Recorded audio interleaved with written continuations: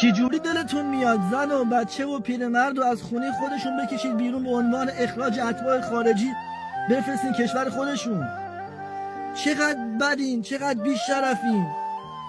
آقا منی که ساکن اروپام، ایرانی هستم، اصلا تو هم ایرانم اگه بودم 4 تا رفیق افغانستانی داشته باشم به خدا دیگه آقا روم نمیشه اصلا نگاهشون کنم.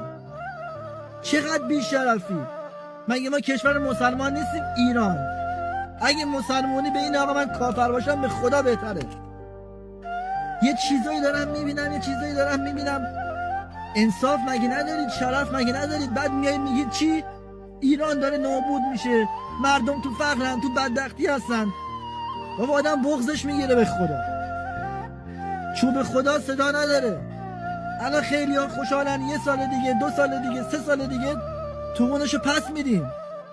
یکم بفهمین. به خدا، به والله من آقا روم نمیشه دیگه 4 تا رفیق که اینجا دارن افغانستانیه بگم داداش سلام عشق منی. نکنید، نسازید. این دنیا دار مکافات. به خدا تقاضا پس میدن، به خدا تقاضا پس میدن. خوبی کنی خوبی سرت میاد، بدی کنی بدی سرت میاد. یکم انصاف داشته باشید.